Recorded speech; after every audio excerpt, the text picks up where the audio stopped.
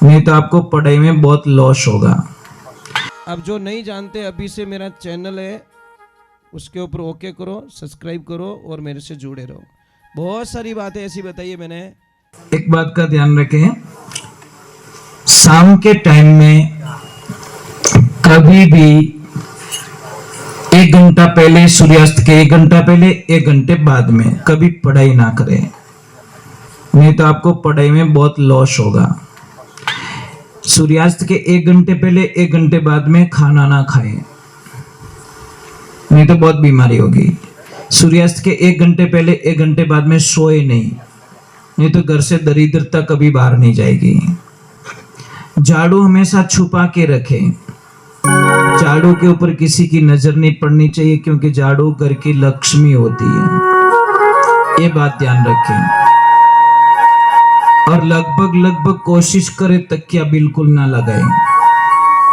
जब आप तकिया नहीं लगाओगे तो आपकी हजारों समस्याएं खत्म होगी। अगर तकिया लगा रहे हो तो फिर तकिया लगाने का तरीका सही आना चाहिए। समझ में आ रहा है? तकिया कैसे लगाते हैं हम लोग? यहाँ लगाते हैं, यहाँ नहीं लगाना। ये तकिया यहाँ होता है, गर्दन और कंधों के बीच में जो गैप होता है, तकिया वहां लगना चाहिए। पर हम लोग क्या करते हैं, यहाँ तकिया लगाते ऊपर की साइड में, तो ये बहुत दिक्कत होती है। और किसी को भी कोई काम पे जा रहे हो, जैसे यात्रा पे जा रहे हो या परीक्षा देने के लिए जा रहे हो, एग्जाम्स देने के लिए, या कहीं पे जॉब के लिए, नौकरी के लिए जा रहे हो, खेत में बीज बोनी करने के लिए जा रहे हो, या सगाई के लिए जा रहे हो, तो आपको क्या करना है, जो आपका शर्ट है ना, उसके बटन नीचे से देते देते ऊपर आना है। अगर आपने ऊपर से देते देते नीचे चले गए तो आपका काम आगे 100% बिगड़ जाएगा, इसमें कोई शंका नहीं है। बोलो, इतनी मतलब चीजें होती है, हमको पता है। बटन हमेशा नीचे से देते देते ऊपर जाए, ऊपर वाला बटन लास्ट में देवे। समझ में आ रहा कि नहीं आ रहा? और आप कोई भी काम पे जा रहे हो, कोई भी यात्रा पे, सगाई के लिए, पढ़ाई के लिए, एग्जाम्स के लिए, और कोई अगर विधवा स्त्री सामने मिल जाए तो समझ लेना आपका भाग्य उदय हो चुका है। आप इतने भाग्यशाली हो कि आपको विधवा स्त्री के दर्शन हो गए। आपको पता है, अब आपने शायद उसके बारे में जानकारी नहीं ली। आप सारे लोग क्या अपशुगन मानते हो कि विधवा स्त्री का मुंह देखने पर हमारा अपशुगन होता? अपशुगन नहीं होता साहब, वो कितनी नसीब वाली होती है। कई जन्मों के दुख एक ही बार में भगवान ने काट लिया। समझ में आ रहा है कि नहीं आ रहा है? पर हमको ये बातें समझ में नहीं आती। जिसको बच्चे नहीं है, अगर वो जोड़ा भी सामने मिल जाए तो कभी अपशुगन मत मानना, नहीं तो तुम्हारे वंश में किसी न किसी को बच्चे नहीं होंगे, ये गारंटी महाराज। जिसको बच्चे नहीं है, अगर वो जोड़ा सामने मिल जाए, अगर उसको अपशुगन मान के आप वापस रिटर्न हो गए, तो आप ही के पीढ़ी में भगवान आपको किसी न किसी को बिना बच्चों के रखेगा, इसमें कोई शंका नहीं है। जैसी करनी वैसी भरनी। और किसी को अगर बच्चे नहीं हो रहे तो मैं बहुत इजी इलाज बताता हूँ आपको। नारियल आता है, नारियल श्रीफल, उसको आप तोड़िए, आपको एक बीज मिलेगा उसमें से। नारियल तोड़ता है ना, एक बीज मिलता है। वो बीज उस स्त्री को देना चालू करे जिसको मतलब बच्चे नहीं हो रहे। देखिए, भगवान की कृपा हुई, ईश्वर की मेहरबानी हुई, तो उसके घर में बहुत जल्दी खुशियां आएगी। परंतु ये सारी विश्वास की बातें हैं साहब। अगर विश्वास नहीं है तो मत करना। बोलो पूरा नारियल खा जावे तो की को नहीं रहे। ये सब श्रद्धा होती है, एक विश्वास होता है। भाई हमारे मंदिर में क्या होती है? पत्थर ही तो होता है, पर हम उसको भगवान मानते तो भगवान होते हैं। अगर कोई कहे यार भाटो दिखे रही हो, तो भगवान के भाटो इस देख, इसके आगे कुछ भी नहीं दिखेगा। कोई बोलता नहीं मुझे भगवान दिख रहे, तो भगवान दिखेंगे। तो ये बात है आपका विश्वास। और सबसे बड़ा भगवान को बुलाने का एक ही तरीका है, घर में शांति। एक दूसरे पति और पत्नी का मतलब क्या होता है? पति पूरा पत्नी पे विश्वास करे और पत्नी पूरा पति पे विश्वास करे। एक जोड़े का मतलब ये होता है। समझ में आ रही? दोनों की मति एक होने चाहिए। एक पूजे हनुमान जी ने, दूजोड़ो पूजे इला जी ने, तो उन घर में शांति कोई शांत ही नहीं रहे, कितना भी कुछ करा लो। और दूसरे नंबर मैंने कई लोगों को देखा है एसी लगाते, एसी में ठंडक होती है, एकदम कूल होता है ना, चिल्ड एकदम। देखना एसी मुंह बाहर निकल गालियां बोल दे, बोलो भाई एसी कहीं काम रही मैंने खाली शरीर ठंडो रही, खोपड़ी ठंडी रही को नहीं। समझ में आ रहा कि नहीं आ? भाई एसी से दिमाग भी तो ठंडा होना चाहिए ना, पर मातो तो ठंडो रियो ही को नहीं, खाली बॉडी ठंडी हो गई उसकी, हर बार निकलते ही बम फोड़ दिया। भाई एसी क्यों लगाई भाई?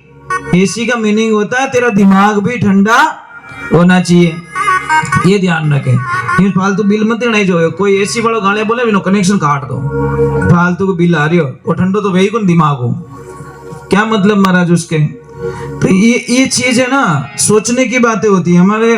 भाई खाना खा रहे पेट नहीं भरा, वो खाना क्या काम का, ये चीज है। कई लोग बोलते महाराज, एक तरफ आप बोलते हो कण कण में भगवान है, तो फिर हम मंदिर क्यों जाते हैं? ये प्रश्न बहुत ही गहरा है। तो फिर हम मंदिर क्यों जाते हैं? मैं आपको एक चीज बोल दूं ना, हवा पूरे ब्रह्मांड में, फिर भी हम पंखे क्यों लगाते हैं? पंखों बट लगा नट हूणो, समझ में आ रहा है कि नहीं आ रहा है? हम पंखे के नीचे क्यों? क्योंकि पंखा विशेष करके उस हवा को हमारे तक, तो मंदिर में वो एनर्जी होती है, सबकी एनर्जी वहां मिलती है, सबका विश्वास वहां पे एक पॉजिटिविटी पैदा करता है, और पॉजिटिविटी पैदा करने पे आई बिलीव इट्स गॉड।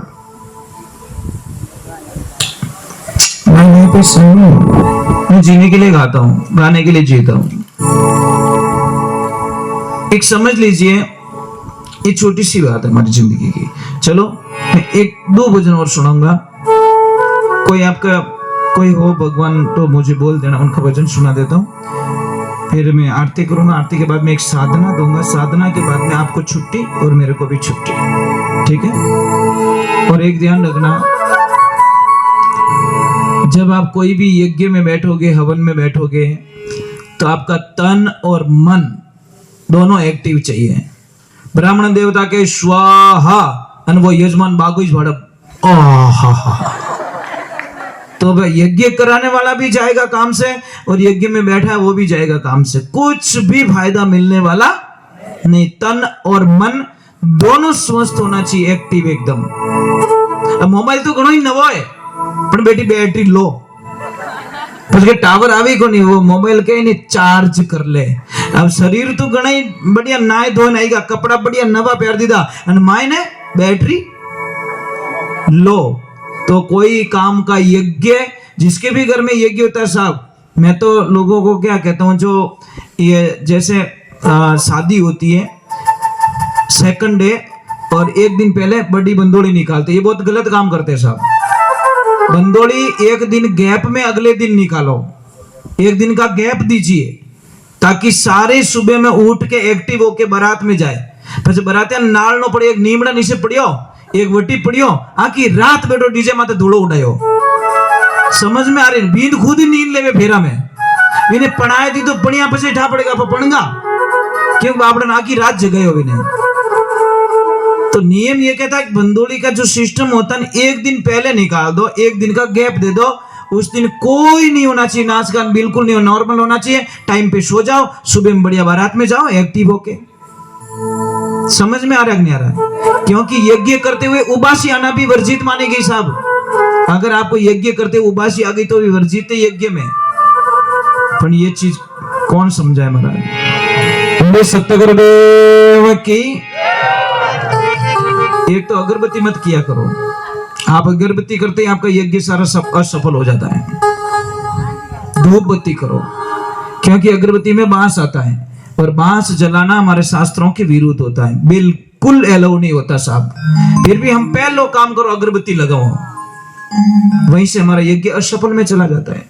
आप धूप बत्ती कीजिए, गूगल धूप कीजिए, और कुछ भी धूप नहीं मिले तो आप गाय का गोबर लीजिए, उसमें थोड़ी मिर्ची मिला दीजिए, थोड़ा गाय का घी मिला दीजिए, थोड़ा ये खोपरे का जो पाउडर आता है वो मिला दीजिए, ऐसे करके उसका धूप बना के धूप चढ़ा दीजिए। ये हो गया धूप बढ़िया। ये ध्यान रखें, किसी को कितना भी श्वास चढ़ता हो, कितो भी श्वास चढ़े, शाम के टाइम में ये भूंगड़े आते हैं ना खाने वाले चने येलो कलर के, और शाम को सोते वक्त उसको 50 ग्राम खिला दो, पानी मत पिलाओ, श्वास नहीं चढ़ेगा। पर पानी पिलाओगे तो काम गड़बड़े साहब। जिसको भी श्वास चढ़ता है आप शाम के टाइम में वो भूंगड़े खा ले 50 ग्राम और पानी मत पीजिए, तो आपको श्वास की बीमारी नहीं होगी। किसके कितने भी घुटनों में दर्द है, मैंने कई बार बताया इलाज कर, चूना लीजिए इतना सा और हमेशा लेना स्टार्ट कीजिए। सुबह सुबह में खाना खाने के बाद में 1 गिलास पानी में इतना सा चूना डालिए, देखिए फिर आनंद। बोले सत्य गुरुदेव की, बोले कृष्ण कन्हैया लाल की। आपकी नाभि है, आपने कहीं कहो पैसुटी कहो, कहीं कहो, जो भी कहते हो, अगर ऊपर आ गई तो गैस्ट्रिक बनेगा, लेफ्ट में गई तो आपको कब्जी होगी, और नीचे खिसक गई तो आपको लूज मोशन हो जाएगा। ये 3 काम है उसके। राइट में कभी नाभि जाती नहीं है, समझ में आ गई नहीं आ रही? नाभि में कभी राइट में कभी नहीं जाती, वो जाए तो लेफ्ट में ही जाएगी, ये ध्यान रखें। बोले सत्य गुरुदेव की।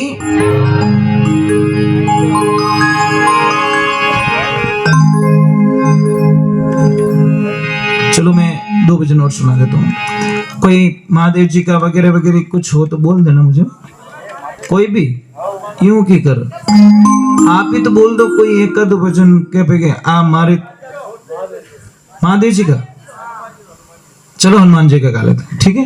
हनुमान जी महादेव जी, महादेव जी हनुमान जी, बस दोनों एक ही, अलग मत मानना, क्योंकि शिव का 11वें अवतार रुद्र अवतार में हनुमान जी है।